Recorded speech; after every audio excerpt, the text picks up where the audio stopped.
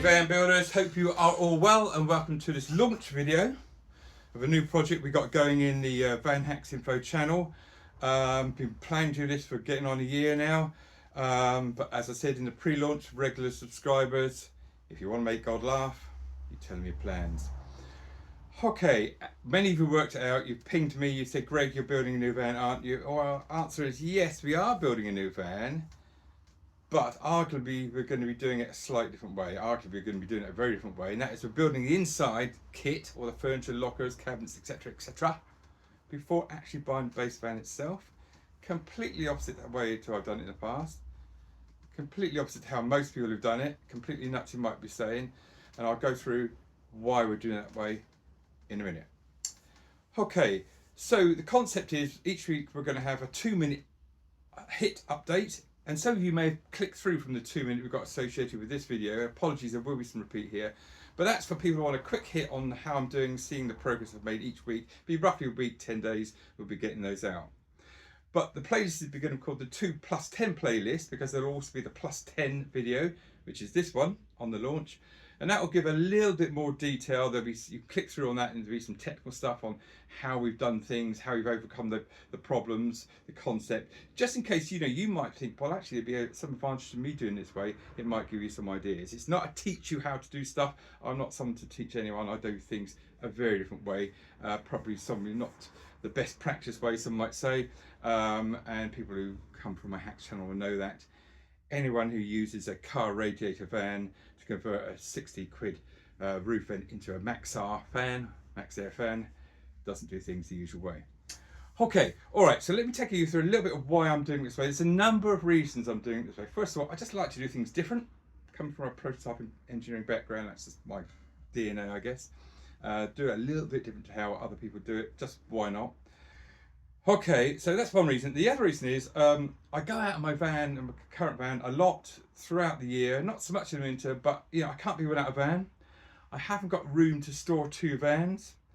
So I thought if I can get a head start before I have to sell my other van, at some point I'm going to need to have an overlap, but I want to reduce the cost of doing that. So putting all that together, I thought, hey, why not do it this way? It might be of interest to some people, and it'll be a challenge in any case. Okay, a little bit about the layout, the design of the layout. It's going to replicate as far as I can the one I've got at the moment, because it just fits me like a glove, I mean, vans are individual, they're like people. When I see on Insta or Facebook, people say, what layouts do you recommend? To me, that is the wrong question. It should be, what layout do you want? Because it depends on your use case. For me, in the summer, the bulk of my use is music, festivals. And when you get as many candles on the cake as me, you don't want to be using festival showers or loos if you can. So I like my own wet room with a shower and loo in there. But in the evening, we have sort of people in the van having a few drinks. So I can get about half a dozen people in the social area at the front. And, so it fits me down to the ground, medium wheelbase. But because of those desires, it means I can only go with a sofa bed. I can't have a fixed bed.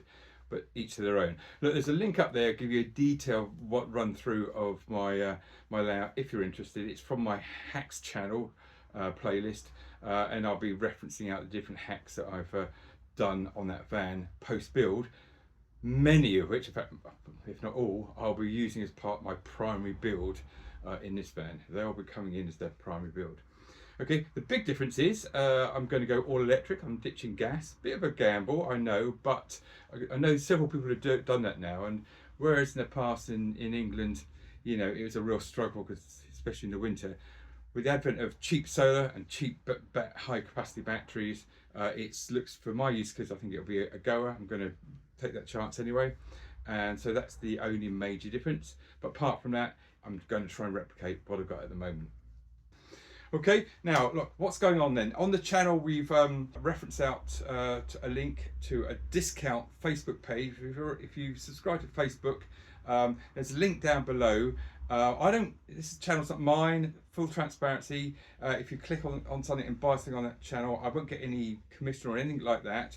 The guy who owns it might do, which is actually fine by me. If it means my subscribers get some discounted stuff, that's fantastic. So that link is down in the comments now. And there's another link down there, and I want to tell you about that. It's for a festival for self-builders. It's called the Self-Builders Get Together.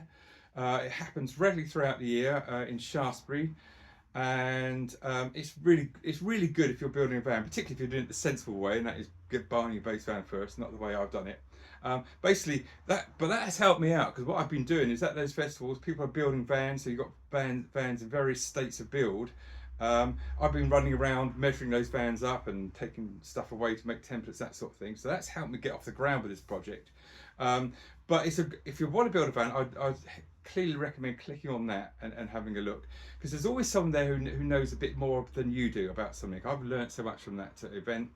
And people are actually building their vans there, and people helping out, and there's technical advice on anything from diesel heaters through to kitchen units and electrics, that sort of stuff.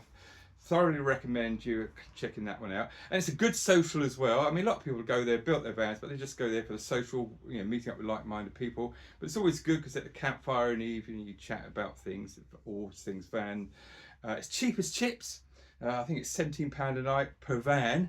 Doesn't matter if there's one of you or 10 of you in the van, it's 17 quid per night. That was the last one. And it's throughout the year. And the great thing about the showground they've got there, it's a turnpike showground. Whilst you've got all these big fields where we have the events, there's also some long arterial gravel tracks coming off of that. It's rainy, so the ground's soft. The event can still go ahead, because we just park up on those tracks so we don't get stuck. Anyway, so I would say check that one out. So I'm going to be kicking out a video roughly one a week. Early days will be some conceptual stuff. I can do some mock-ups, testing materials, so I'm going to use some novel materials.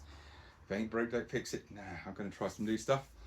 And to my over 4,000 subscribers now, which is ridiculous from the van hacks, hacking a van that you've already built because you're bored and you want to do something else with it. It should have been a small nerdy little channel for boring van nerds like me.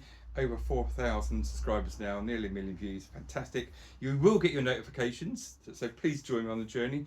If you come through from some random link to find this video, it'd be fantastic if you've done the like and subscribe nonsense.